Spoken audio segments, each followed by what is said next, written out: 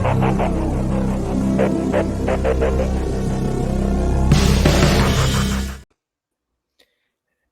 right, welcome back, everybody. This is Catfish on Ice, episode 170. Have a really awesome guest joining the show. His name is Kyle Pereira. He scouts for Last Word on Hockey and also covers the Tampa Bay Lightning. Really, really happy to have him hop on board here. Before we do that, we are presented by DraftKings and also Raycon wireless earbuds. You see the promo code down below, promo code THPN. If you're listening right now, then it's promo code THPN to go get those offers right now. Kyle, how are you doing this afternoon, man? I'm doing fantastic. I'm happy to be on here. Awesome. Yeah, we're thrilled to have you. We got a lot to get into. This is one of the best times of year right now. If you're a fan, if you do the writing aspect of it, if you cover teams, this is one of the most exciting times of year, at least for me, because there's so much going on. You got the trade deadline, which is about a month away. We've got some teams that are not playing up to their preseason expectations. We got other teams that are playing much better than people thought. So we got plenty to get into for this segment. But first, before we get into all that, tell our listeners kind of how you got into covering hockey and kind of what you got going on here this season. So I've always been passionate about hockey growing up. So it was one of those sports that it was easy for me to have a passion to make it. I was never good enough to make it as a player. So I took the next best step, and that was to make it as a writer. I enjoyed writing. Started writing when I was 15 years old.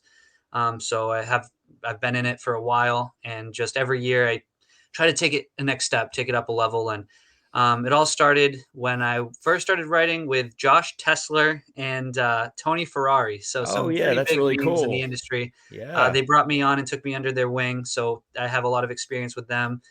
Great start. I couldn't have asked for a better start with those guys. And then I worked my way onto Fansided, got more experience, and was kind of on my own. So I was under the big names that I mentioned. Now I'm kind of taking it my own path and making a name for myself. And of course, landed with Last Word on Sports, which has Ben Kerr, which I'm sure a lot of people are familiar with. He's one of the bigger names as a scout as well. So I've learned from a lot of great guys, have fine-tuned my writing ability, and have always tried expanding. So my passion just keeps on building year after year. So Very it's cool. a lot of fun. So we are fellow fansiders because, of course, I'm a site expert for predlines.com. So I think that's actually how we kind of connected originally, was we were both writing for Fansided. So awesome stuff for sure. Yeah. And also for our listeners, go follow Kyle at Pereira_report. That's PEREIRA_report. Go follow him on Twitter. Let's dive into this. As I mentioned, we are about a month away now. We're into February. We're about a month away from the March 3rd trade deadline. It's my favorite time of year. I can't get enough of the speculation articles. You got all the big time writers out there putting out their top 25 trade board. I can't get enough of it. It's actually one of my favorite things to cover every year. So let's get into it. I want to get some of your thoughts first, Kyle, on who do you think are going to be some of the more active teams at the deadline in terms of trying to upgrade their roster and try to make that final piece or two on their team to put them over the top to maybe win a Stanley Cup? So for teams that are definitely, going in and trying to upgrade, the competitive teams in the NHL right now, two teams definitely come to mind right away.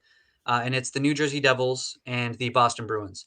The Devils are obviously a young team, kind of out of nowhere, completely smashing what was expected of them out the window with how they performed early on. And, a lot of fans, I saw Devils fans all over Twitter, especially the Brat Pack, just waiting, for them to finally collapse again.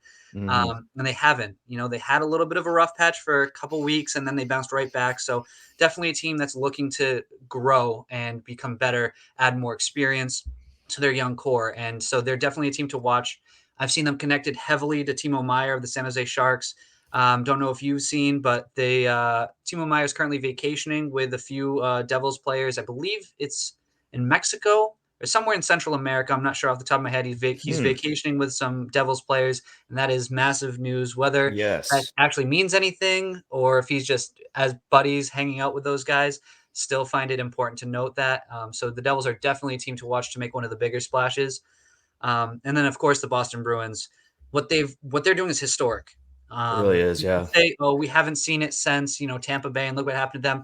This blows what the Lightning did those few years ago.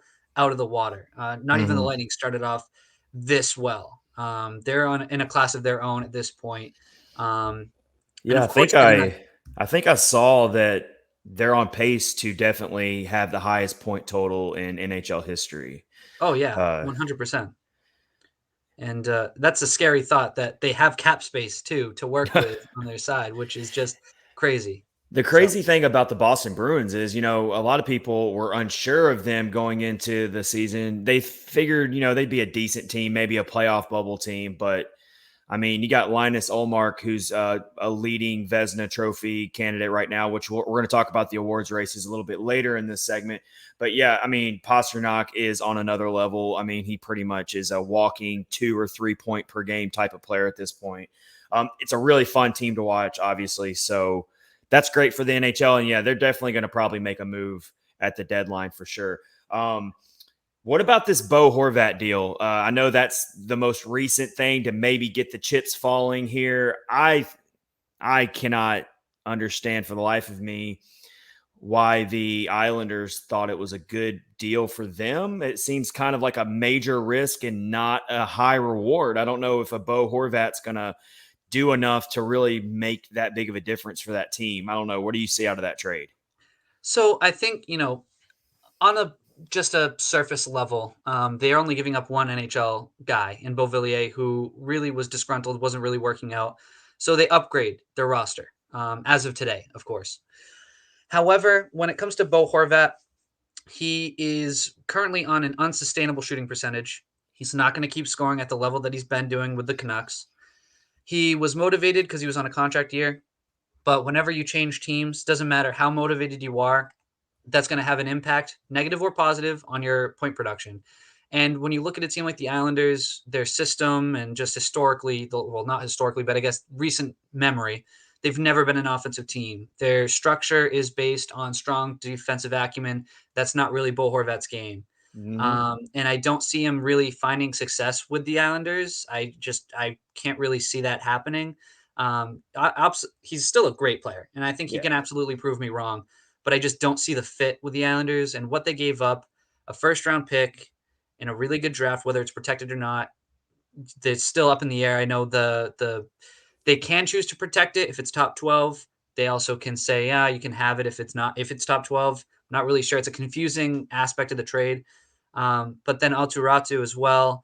Not sure why they'd give up their literal best prospect in their organization for a guy who probably won't even be on the team next year, and probably won't find success, in the long run if he does stay. So just a Yeah. very confusing trade for the Islanders. It really is. And, when you bring up their system and me, this is obviously a Nashville Predators podcast, and Predators fans can understand from an Islanders perspective, because the Predators are very much the same type of historically defensive minded, hard forechecking, rely on great goaltending to get you over the finish line type of team. I see the Islanders as the same style of team in a lot of ways, and they've got a great goaltender in Sorokin to their own benefit. But that's why I look at it and I'm thinking from a Predators perspective, if we were to do this same exact trade and brought on a Bo Horvat, I would feel the exact same way. I would be thinking, okay, we just gave up a couple prospects for the future that could make us better to get a likely rental, and I don't see him translating that offensive game to the system of the Predators. And so I look at it from that perspective for the Islanders as well. And so that's what makes the trade so confusing, as you said. And you also brought up Horvat's crazy shooting percentage he's at a 21.7 shooting percentage. That's not very sustainable long term. Interesting. All right. Here's a team that's really sticking out to me that's going to just be heavy sellers, and it's going to be really interesting to see where all the chips fall. That's the Chicago Blackhawks. I mean, they've got several players that are being thrown around in trade rumors. Let's start with the big fish in the pond, obviously, which is Patrick Kane. Obviously, not anywhere near the superstar high level that he once was, but he's still a great team. He's going to make another team better. Where could you see Patrick Kane ending up in all this? So I mentioned the Boston Bruins earlier, and That's scary. I've seen connections to Boston, and that'd be a great piece for the Bruins to add. I know Pastrnak has fit in really well alongside of Krejci. Marchand and Bergeron are an inseparable pair. And then you have Taylor Hall, Jake DeBrusk as other wingers that can fill in on the top or second line. If they add a guy like Patrick Kane, they can rotate wingers. First, second, third line is all top six caliber, maybe even first line caliber, depending on how they kind of structure it. So that team right there would be scary. Yeah, they're already scary. Oh yeah. Just add him So into the mix, then especially like you look at their situation and just how well they're playing. If they can add a dynamic player, it doesn't matter how good he is or bad he is defensively. If you pair him with a guy like Bergeron, you're not going to see his lack of ability in the defensive zone. Bergeron will eliminate that weakness pretty quickly. So he would be a phenomenal fit on the Bruins. And while he hasn't had a great year, there's no lying about that. He hasn't really worked out too well this year. I'm sure the Blackhawks wished he played a little bit better. They could maybe get more value out of him. But I don't think the Bruins care. With his skill set, how he plays the game, I can only imagine the damage that he could do alongside of Bergeron and Marchand or Krejci and Hall. Pastrnak. So mm-hmm. that would be an absolutely dynamic top six in Boston if they can pull that off. You add a Patrick Kane to the mix, and that, like you're saying, then that team's just going to come at you in wave after wave after wave. You throw in Ullmark in net, who is easily a top 3 Vezina contender. He's leading the league in goals saved above expected right now.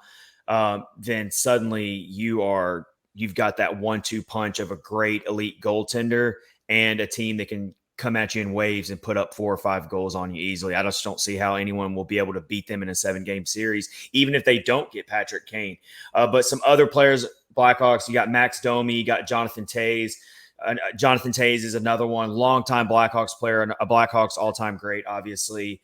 Where could he end up? You've got some other players, but yeah, the Blackhawks are going to be major, major sellers, most likely. What about Jacob Chikrin? Let's talk about him. He has been in these trade rumors since it seems like the dawn of time. It's almost to the point where it's like, the rumors out there say that the Coyotes' asking price is just way, way, way too high because Chikrin's still a very young player and still has a lot to prove in this league. I don't know if you agree with me on that, Kyle, but I do think he's going to probably end up somewhere if Arizona's willing to come down a little bit. What do you see happening with that, with Chikrin? I haven't really seen much in terms of specific teams that he could go to, mainly because it took a while for him to fully recover from that injury in the offseason. So Chikrin's an interesting one. I don't doubt that he has the potential to be a really, really good defenseman one day in the NHL. He showed that when he was fully healthy. I believe it was the 2021 season when he had a, big second half of the year. And almost ended up being a Norris Trophy candidate at one point. So obviously the potential is there. The skill is there 100%. There's no doubting that.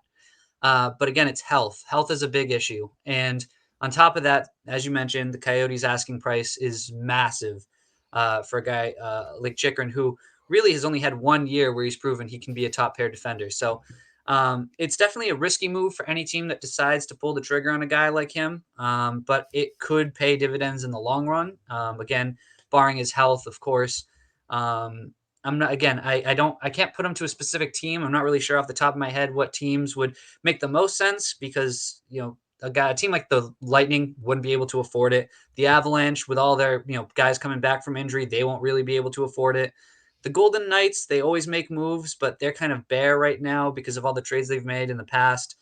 Hurricanes could maybe pull it off. It gets complicated. Yeah, I could see the Hurricanes do it. It does get complicated. Chikrin's a $4.6 million cap hit until the 2024-25 season. So you're going to have to, that could end up being a bargain. 4.6 million is pretty low.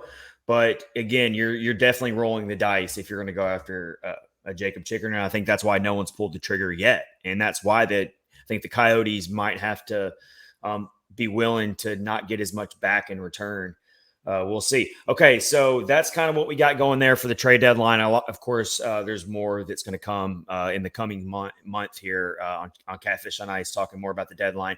One more question I got. Since you do cover the Lightning, I got to ask you, what do you think the Tampa Bay Lightning are going to do at the trade deadline. If they do anything, do they stand pat? Are they pretty satisfied with the roster they have, or do you think maybe they're another team that could maybe be a buyer? So, having tracked a handful of games this year from the Lightning, and I will continue to do so, and have a better understanding of the team, I've been well connected. And I can say that they shouldn't be satisfied. If they are, they really shouldn't be satisfied with the roster that they have this year. They're playing perfectly fine. It's not like they're out of the playoff race. It's almost guaranteed at this point that they'll play the Leafs based on how everything's gone and how the Atlantic Division's lining up. So it's not that they shouldn't be satisfied with their season so far, but their roster is not great. Defensively, the guys that they signed or traded for in the offseason have not really panned out well.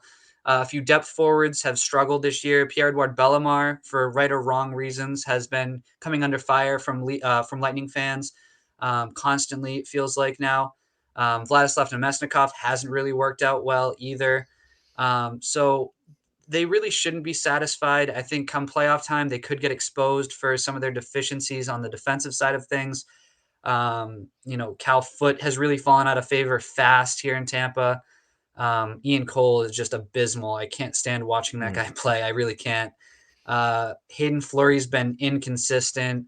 Nick Perbix doesn't have the experience that Julien Brisebois likes. Sergachev's been wholly inconsistent this year. Hedman's kind of regressed a bit. So just their team needs help in any capacity, really. I'd love for them to make a couple of depth moves just to shore up a little bit, because they do have the core to win, but they shouldn't be satisfied and shouldn't stand pat this year, I don't think. Yeah, I definitely agree from afar on that statement. I think the Lightning, they're not the dominant team they once were. They're still a very good quality team. Of course, when you get in the playoffs, anything can happen, especially when you got Andre Vasilevsky in net. So I think as long as they're not reckless on it, they should definitely be buyers at the deadline if the right deal comes in place to boost their roster. Like you said, becoming a deeper roster for the playoffs is very, very important to get through the 7-game grind of each round. So I'm going to be really focused on what the Lightning do in particular at the deadline to see how aggressive they are in that. Let's move on here. Again, we're being joined by Kyle Pereira of Last Word on Hockey. He's a scout, and he also follows the Tampa Bay Lightning. All right, let's get into – first I got to ask you, as a Predators guy, how are Lightning fans dealing with life after Ryan McDonagh? I know that the Lightning didn't want to lose McDonagh. It wasn't one of those trades where the Lightning were ready to move on. It was just a cap casualty. It happens, and the Predators were the lucky recipients of that. And I can say from our perspective, the fan base absolutely adores Ryan McDonagh. Everything we heard about him has been as good as advertised in terms of the way he carries himself on and off the ice. He is just the true professional. Within the first day or two that he was in Nashville, he was already doing things in the community to make a positive impact. So I can't say enough about him. He grinds his butt off on the penalty kill. He blocks shots. He does the things that sometimes get overlooked in the box score. But how is life after Ryan McDonagh for Tampa Bay fans? So as I mentioned, Ian Cole, Hayden Fleury, Fleet Myers is down in the AHL, Cal Foote, Hedman regressing, Sergachev being inconsistent. It's all linked to their defensive zone abilities, where a lot of the issues lie. And I would be wrong not to say that losing McDonagh was probably the biggest reason for that. I think it's a massive reason. There was also a coaching change. Obviously, Derek Lalonde went to Detroit. That also plays a massive difference. The structure of the defensive zone is different. But I think losing McDonagh is definitely a move that Lightning fans still to this day don't like. I had a Leafs fan earlier today talk about how they forced McDonagh out and it was a bad move. Look at them now. And I couldn't agree more, although they didn't force him out. As you mentioned, it was a cap casualty. It happens. But I would say that Lightning fans are definitely not happy still to this day, losing McDonagh. He was a massive piece to our defense. Him and Eric Chernak were the shutdown pair. They'd get all the tough minutes. It opened up opportunities for Hedman. It opened up opportunities for Sergachev. It even took some weight off of Cal Foot's shoulders and gave him a chance to develop a little bit further. I would say that it opened up an opportunity for a guy like Nick Perbix to come in and really be impressive. But Sergachev has been wildly inconsistent. When he's faced top competition, he's struggled at times, and other times he's been fine. Nick Perbix, same thing. He struggled at times, and other times he's been fine. But McDonagh was always steady. You never had to worry when he was on the ice. He wouldn't make mistakes that would cost the team a goal. He wouldn't make mistakes that would cost the team a game.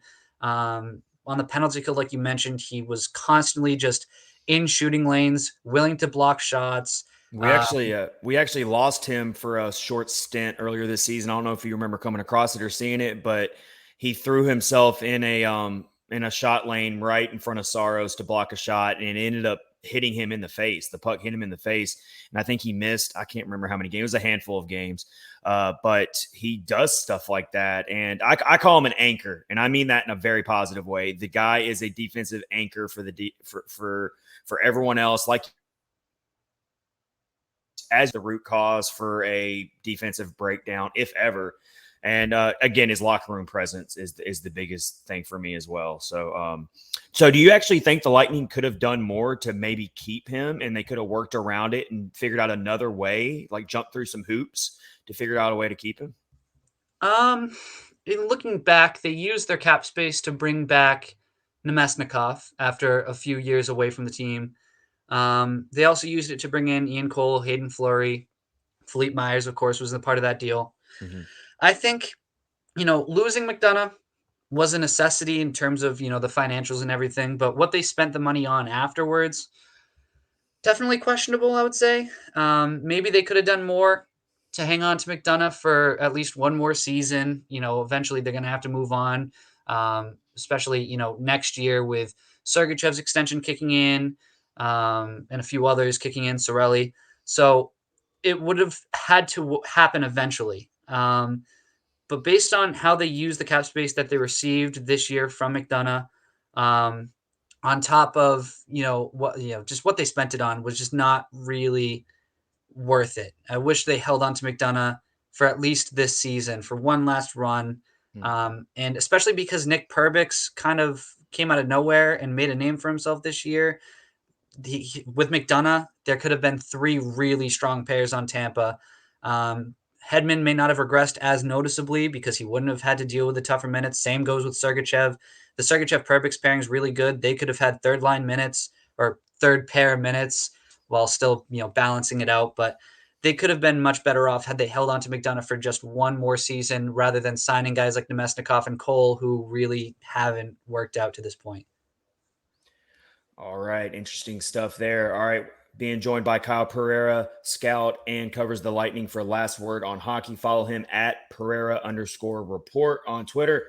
Let's move along and look at the awards races between the Vezina Trophy and the Norris Trophy. We're going to focus on those two. Let's start with the Vezina race. It's a super crowded race this year. I don't think you can, even though Linus Ullmark is probably the leader right now, just because the Bruins are so good and his numbers are equally really, really impressive. It's not like the Bruins are winning in despite of bad goaltending. No, they're also getting really quality goaltending. So you got to put Ullmark up there. Let's run around. Let's run through some guys that might have a chance to give Ullmark a run for his money. As a Predators fan, I got to bring up UC Saros. I want to get your perspective from the outside looking in, non-biased, if you will, because you don't cover the team. What do you think UC Saros has a Vezina in his future? If not this year, I certainly think he does. And I think he could. It all depends on how well the Predators end up doing in the standings. If the Predators don't make the playoffs, then Saros is, he's not going to win a Vezina, obviously. But if he can continue to put this team on his back and the Predators make the playoffs despite all of their deficiencies, they have a lot of them on that roster, unfortunately. If he can be the primary reason he gets them back to the playoffs, I think he, at the very least, gets another nomination. I am a big believer in UC Saros. I always have been. One of my favorite goalies, in the league, just across the league, one of my favorites. I love watching him. He's so athletic, and he's so smart with his movements too. You look at a guy like UC Saros. What's the biggest difference between him and a guy like Vasilevsky or Igor Shesterkin? I'd have to say He's size. he's much smaller. And so to overcome that, he has to be smarter, he has to be faster, he has to be more flexible, he has to do all the little things better than everybody else just to be equal to those guys. So the traits that he possesses are elite. The vision, elite. The athleticism, elite. I think if he was 6'2", I think he would be the best goaltender in the league, right up there with Vasilevsky every single year. I genuinely think he would have multiple Vezina trophies throughout his career if he was a little bit bigger. He has to overcome that. I think he still has a chance of winning a Vezina. It's going to be difficult with guys like Vasilevsky still in his prime, so he's still got a few years left of potentially winning the Vezina. Ilya Sorokin's a guy that's breaking out this year for the Islanders. He is going to have a lot of years worth of Vezina Trophy opportunities. Igor Shesterkin's still young with the Rangers. Then you have guys like Pyotr Kochetkov of Carolina, who was having a great rookie season. I believe he's still down in the AHL right now with Carolina's goalies getting healthy. He could potentially, press for some Vezina trophies in the future. And there's just, generally speaking, a lot of young guys coming up in the future and currently this season who could challenge for Vezina trophy. So it's not going to be easy. Never is easy to win a Vezina, especially this is a big goalie boom in the NHL, it feels like. But Saros absolutely has the skill level to win one, at least one, before he retires. It really is a big goalie boom. I like how you mentioned that. There are so many great goalies in this league right now, and scoring is up as well. So you get the best of both worlds. You get those high scoring games. I know a lot of fans love that, but you still get those goalie duels as well. I'm sure the Predators fans would like to see more of the high scoring, thrilling wins and less of the goalie duels where Saros has to put his team on his back and put up the 40 save performance every game. But unfortunately, that's just Predators fans are actually used to that at this point. Probably if you've been watching this team for longer than 1 year than you're used to with all those years with Pekka Rinne. I got to mention Connor Hellebuck too here. I think he is right up there with Saros in terms of workload and having to just. I know the Jets have kind of sprouted a little bit offensively, but Hellebuck is another one of those goaltenders that gets the very most for his team. And he gets a lot of saves. He gets a lot of starts. He gets plenty of moments to win games for the Jets. The Jets are right up there near the top of the Central Division. So I could definitely see Hellebuck ending up taking it from Ullmark. And then you got Jake Ottinger as well. No one can overlook Jake Ottinger in the Central Division. I don't think he wins one this year, but he's definitely another future Vezina candidate. Let's talk about the Norris, another crowded race. Of course, you cover the Lightning, so we know all about great defensemen when it comes to Victor Hedman. He's regressed a little bit this year. How about Erik Karlsson? The guy's found the fountain of youth. Clearly, 66 points this year in 55 games. He leads. Let's see. The next closest D-man behind him is 11 points behind him, and that's Rasmus Dahlin. I hate the whole offensive award thing. It seems like whichever defenseman gets the most points ends up winning. I hate that criteria, but unfortunately that seems to always be the case. Do you think anyone can challenge Erik Karlsson, Kyle? I think there's a couple that come to mind. Rasmus Dahlin, as you mentioned, is the second most points on the among defensemen this year. He's been fantastic with Buffalo. Probably not the biggest, but definitely one of the biggest reasons why Buffalo is right on the border of making the playoffs to this point. Sabres fans are not used to playing meaningful games this late into the season. So for them to, get to witness that, big reason behind it is Rasmus Dahlin. I think he could absolutely challenge Erik Karlsson. You also have to take into account, if Karlsson does get traded, you never know what role he'll play on his next team. You never know if he'll, continue this, line of production that he's had with San Jose. You don't know how it'll disrupt him positively or negatively. You also have to take into account, his health. He hasn't really had a healthy season up until this year, and the year is still, halfway through. So this, anything can happen between now and the end of the season regarding Karlsson's health, which obviously you never wish for something like that to happen. But, it's a definite possibility that he could deal with some sort of ailment before the end of the year, and that's always a big concern. So I think there's definitely a chance for a guy like Rasmus Dahlin to maybe jump him in the Norris Trophy voting. But then there's also guys like Adam Fox, Cale Makar. Of course, those guys are always going to get a look in the Norris Trophy voting. And then there's some of the, under the radar guys. I look at Boston with Hampus Lindholm and the season he's having. He's having a great year. Charlie McAvoy, yes, he missed a big portion of the beginning of the year, but he's come right in and he hasn't missed a beat, and he's looked fantastic with Boston. So there's a few guys that I could see challenged for the Norris this year with Carlson. Um, but as of right now, I feel as though Dahlin's going to be the one who might get the best Yeah. crack at it as it stands. And perhaps the the really casual hockey fan outside of Buffalo might not even know a ton about Dahlin yet. He's kind of rising and becoming that more of a household name lately. So I'm glad you brought him up. He's definitely right there with Carlson and with the trade things looming. And you talk about Buffalo Sabres, one of the most offensive, prolific teams in the league this year. So he's getting all those opportunities to pile up the points. 24 power play points for Dahlin this year, which looks like that leads all defensemen. So, yeah, keep an eye on Dahlin. I like Josh Morrissey a lot for the Winnipeg Jets. He doesn't get brought up a lot, but we see him a lot in the Central Division. So, yeah, Adam Fox, plenty of good guys out there. So the awards race, as always, especially the Norris and the Vezina. We're not going to even talk about the Hart Trophy because, there's this man named Connor McDavid that just makes that race not even interesting anymore because he's just like a video game, walking video game. But, yeah, all right. Let's move on here. Let's get to our final segment with Kyle Pereira here to wrap up episode 170 of Catfish on Ice, brought to you by Raycon wireless earbuds and also, of course, DraftKings. Get exclusive offers with both of them with our promo code THPN. Let's talk about the 2023 draft. I know you specialize in scouting, so I can't wait for you to educate myself and all of our listeners on some early look at the top of the draft board. Let's start with the Connor Bedard hype, which I know fully that it's real and that it's not overblown. Watching Connor Bedard is his YouTube clips and his highlights. I mean, it's just watching him at the World Juniors a couple weeks ago was amazing for Team Canada. The dude's special. First of all, talk about Bedard and what makes him so special, maybe for some people who have been living under a rock and don't know about Connor Bedard yet. And then kind of we'll move on to some other top prospects in the draft. Yeah, like you mentioned, the hype train is absolutely real with Connor Bedard.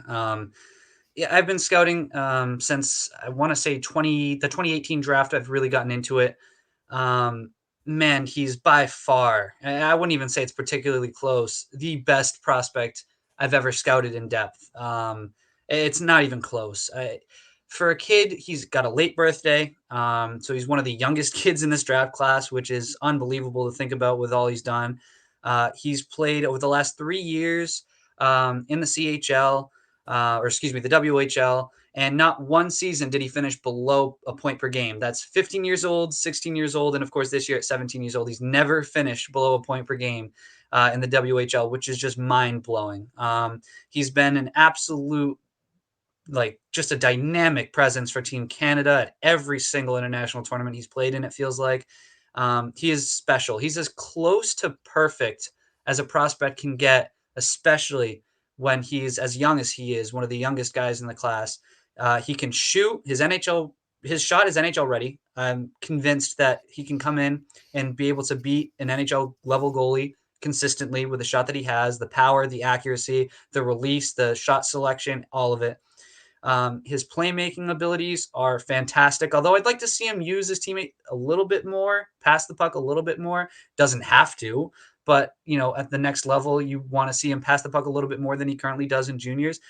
Either way, his playmaking ability is dynamic. He pushes the pace. He puts the puck in high danger spots. He can stick handle better than just about everybody else at the WHL level. And it opens up opportunities for not just himself, but it also buys time for his teammates to get open in those high danger areas, which he can hit them with passes, pinpoint accurate passes for them to score goals. So his offensive game is as good as it gets for a kid his age.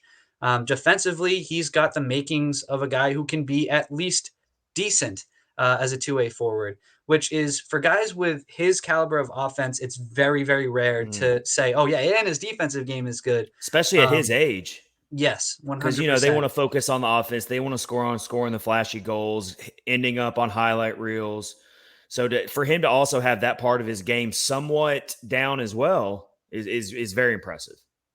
Yeah, especially because of how good his offense is. You look at guys like Nikita Kucherov on the Tampa Bay Lightning or Alex Ovechkin on Washington's an even better example. They're not very good defensively, but Connor Bedard is, and to add his offensive abilities to that, that is a terrifying combination. And transitionally, he uses not just his brain and his hands, but also his skating ability. He's very elusive. He's got incredible edge work where he can just weave through traffic like it was nobody's business, and can just rack up zone entries like you wouldn't believe and generate so many scoring chances off the rush. He is so exciting and as close, like I said, as close to perfect as a prospect can get. I really don't have any gripes about his game at So all. do you think that the comparisons are fair to him being the best prospect since Connor McDavid? Do you think that's fair? Do you think his game compares to Connor McDavid, or is there another current NHL player you would more closely compare Bedard's game to? So stylistically, uh, based on like offense and transitional abilities, not defense. I've seen this comparison, so it's not original thought that I'm giving right now, but I 100% agree with it. Comparing him to Nikita, he's not the biggest. He's a little bit on the smaller side. I think he's You compare five him to foot ten. Nikita Kucherov, you said? Yeah. Okay. So he stands, I think, 5'10" and about 175, 180. So he isn't the biggest guy on the ice, but the biggest reason why a lot of people compare him to Kucherov is his combination of high IQ and ability to read defenses paired with his stick handling ability. Kucherov does such an amazing job blending his stick handling and his processing abilities. And he's also really good transitionally, although it's kind of overshadowed because of Braden Point and his dominance in the neutral zone, but he can really pull his weight there too. And Connor Bedard looks very similar to Kucherov in the offensive end of things. But yes, I think it's very safe to assume that he is the best prospect since Connor McDavid, Mm, 100%. interesting.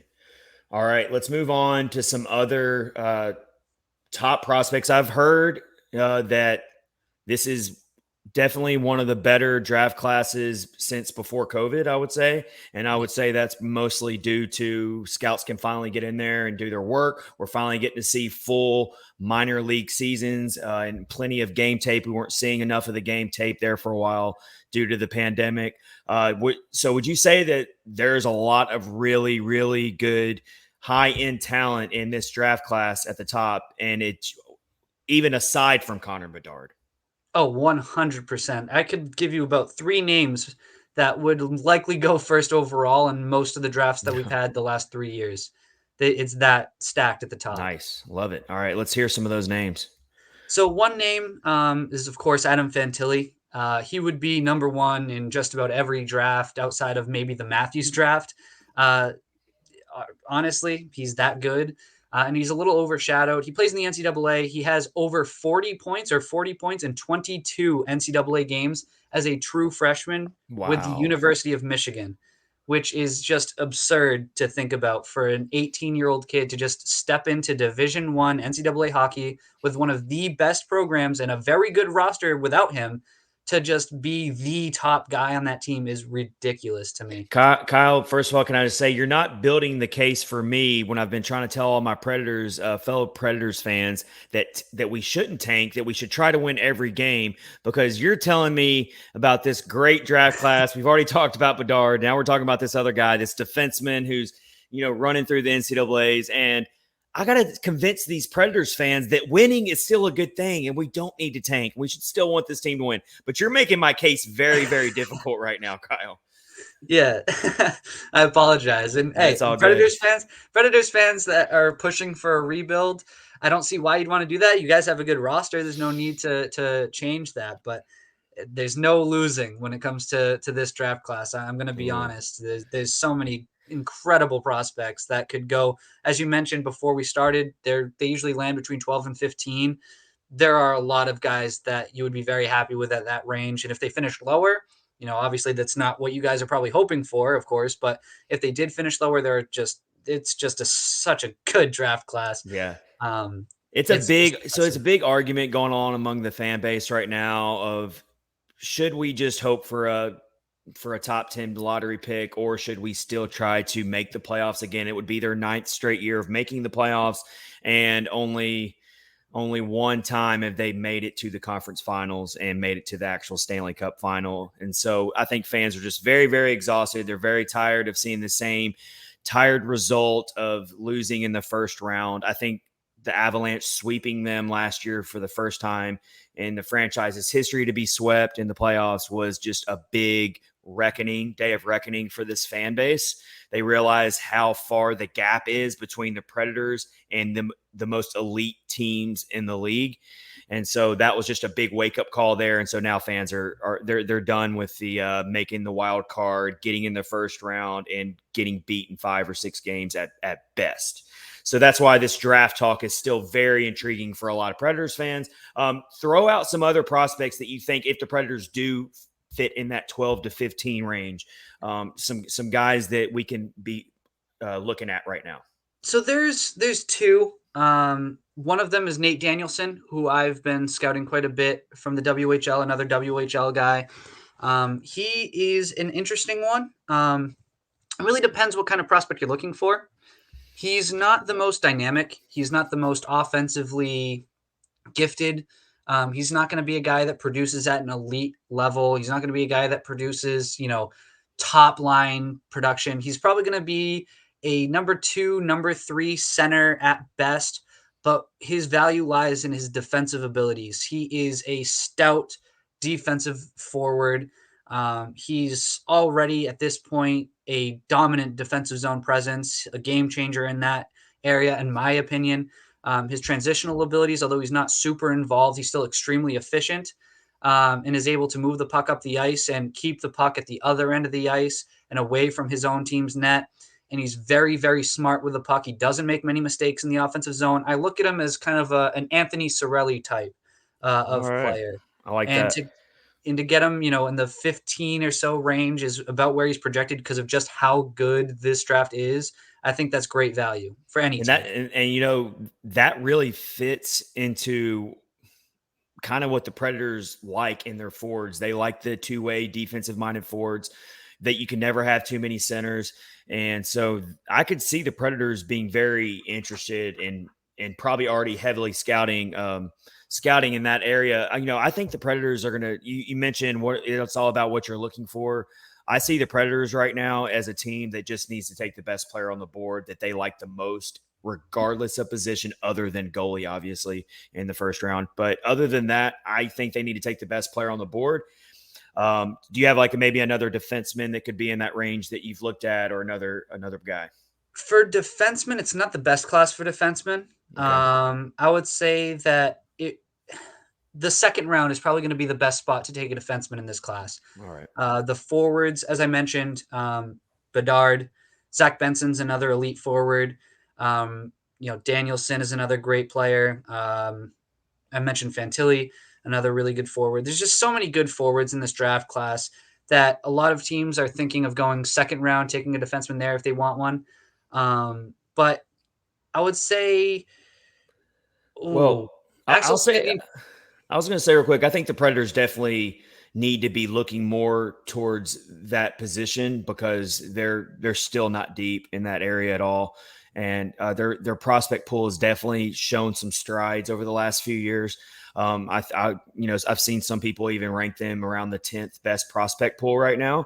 I don't know if you get into the prospect rankings at all when it comes to ranking teams or not, but would you agree or from an outsider that have you heard a lot about the prospect pool for the Predators kind of getting better among some of the other prospect pools in the league?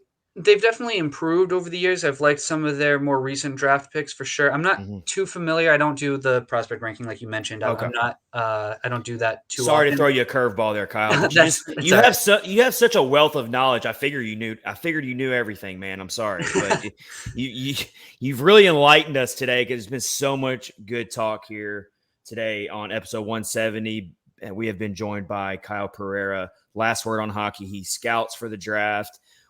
as long as he has time, we're going to try to get him on again as the draft gets closer and we start getting a more clear picture of where teams might end up slotting. We got to get post-trade deadline first and all that. But Kyle, man, it's been a blast, and we really appreciate it. Yeah, no worries. Thank you for having me. No problem at all. Go follow him at Pereira_report. Go follow all of his work at Last Word on Hockey. And you'll be glad you did. So much good content. All right, everybody. This has been episode 170 of Catfish on Ice with Chad Minton. We thank you for listening. We'll see you next week. And until then, everyone stay safe and take care.